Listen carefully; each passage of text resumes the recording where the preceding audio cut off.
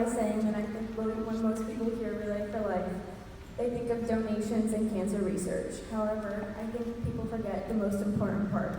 We are gathered here tonight on this beautiful Saturday evening to celebrate life and love.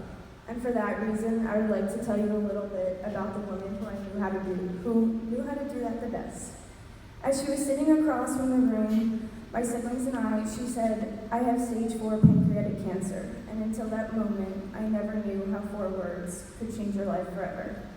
I was in denial that my mother, the laid-back, quote-unquote, cool mom, was diagnosed with cancer. It wasn't until a year later, June 16, 2016, where I realized it didn't take 4 words to change your life forever. It took milliseconds. It's a day I'll never forget. It's a day my beautiful mother left this world and became my guardian angel. Her story begins the months leading up to her diagnosis. My mom lost at least 40 pounds, and I thought to myself, wow, Mom, you look really good. At the age of 54, she was looking better than I am, and I was 20 at the time, which was kind of upsetting. However, we realized it wasn't from exercising or dieting, it was from the enormous amount of pain she constantly endured. She attended doctor appointment after doctor appointment and got 0 results. It was to the point where one doctor had the nerve to tell her that it was all in her head and that she should attend group therapy once a week because she was addicted to pain meds. However, one doctor finally determined that her pain was caused by a massive tumor in her pancreas. I expected her to be angry and or upset, but to my surprise, she was really relieved. You're probably thinking, what?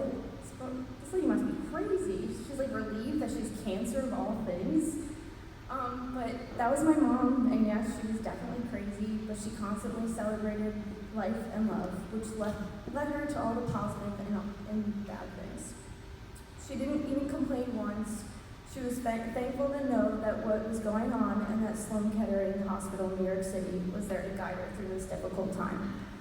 Weekly chemo appointments started to become the norm for my mom and me as well. I spent my summer in July 2015 driving into New York City for chemo with her almost every week. And since it's New York, we are always in bumper-to-bumper traffic.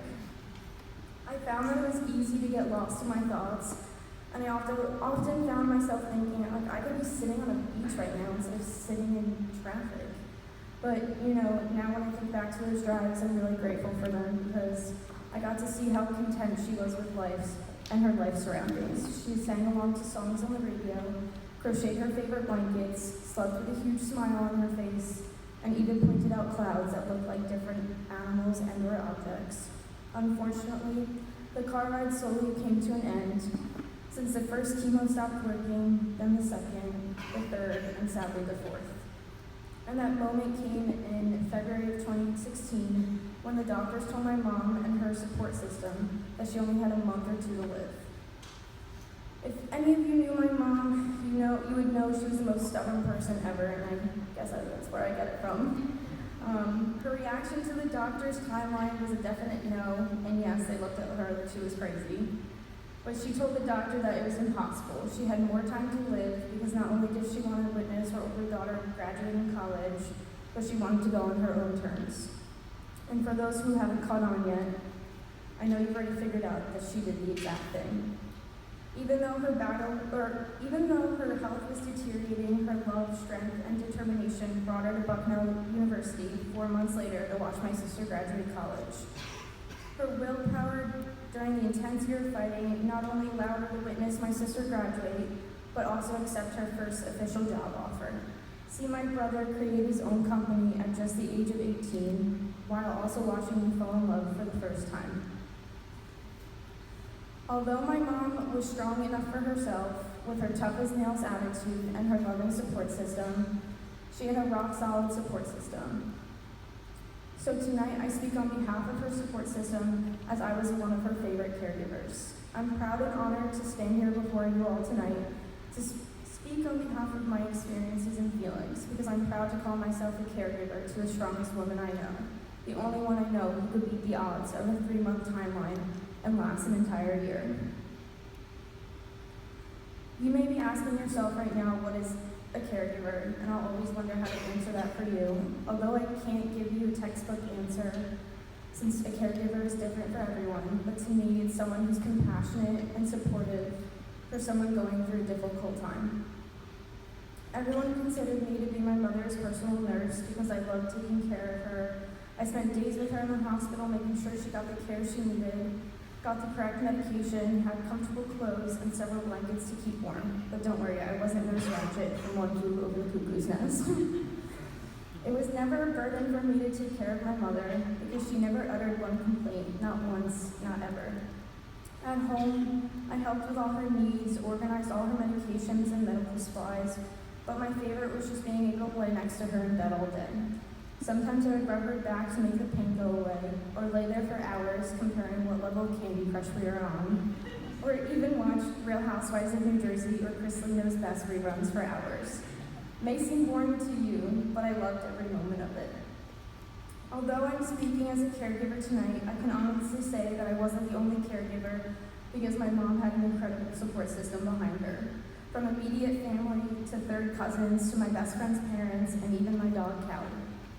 If you don't believe me, you can ask the 10 members of my family who drove to Loyola tonight to celebrate and honor my mother's life.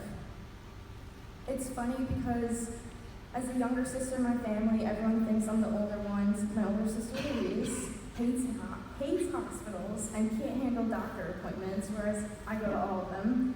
But little does she know, I still consider her to be a caregiver. She never failed to make my mom laugh, so we all got to see the huge smile on her face. As for my younger brother Charles, I give him all the credit in the world for being in high school and having to come home every day to see his mom in pain. However, that also made him a caregiver because every time he walked through that door, he went straight to her bed. He played with her hair and asked if she needed anything, but also did his usual tormenting because that's who her little guy was. My uncle, my mother's brother-in-law, was a caregiver for my mom because she knew that he looked out for the rest of us, making sure my brother got up to school, that we were driven places, and just like my sister, made us all laugh during the most difficult times. My aunt, my mother's sister, was her caregiver because she refused to leave her side and made sure she had everything to eat every day, talked about life, and most importantly, just loved her little sissy unconditionally. I could say something about several other individuals, but the one person I would like to give all the caregiving credit to is my amazing father. Even after being up all night, taking care of my mom, making sure she had everything she needed, he would still leave for work at 5:30 in the morning.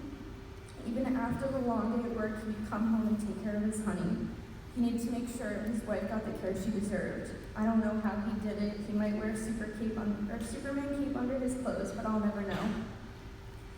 As you can see in my eyes, a caregiver is someone who puts someone else's needs before theirs, but spreads love and support during the most difficult times.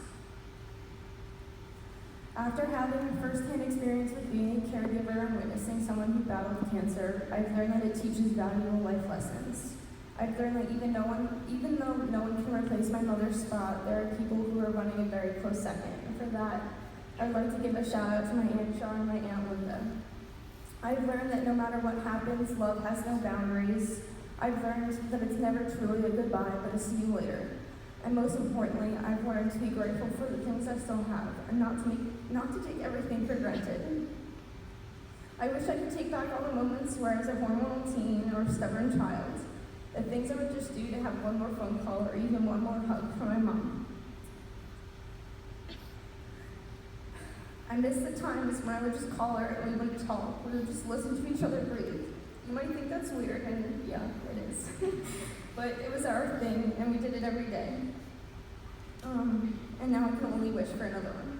So please be grateful for everything you have in your life, even if it's just being able to call your parent. My mom may not be physically here with me now, but I know she is spiritually, for all the things she's taught me, the love she's spread throughout my family, and the lessons she's installed in me. I would never have the courage to stand up here and talk to you today. And for that, I'm grateful for the 20 years I got to spend with her. Sorry. And I also know that every special moment in my life, like my 21st birthday, my college, and hopefully graduate school graduations, As well as my wedding, my mom will always be there with me in spirit, watching over me and guiding me throughout all walks of life. I love and miss you so much, Mom.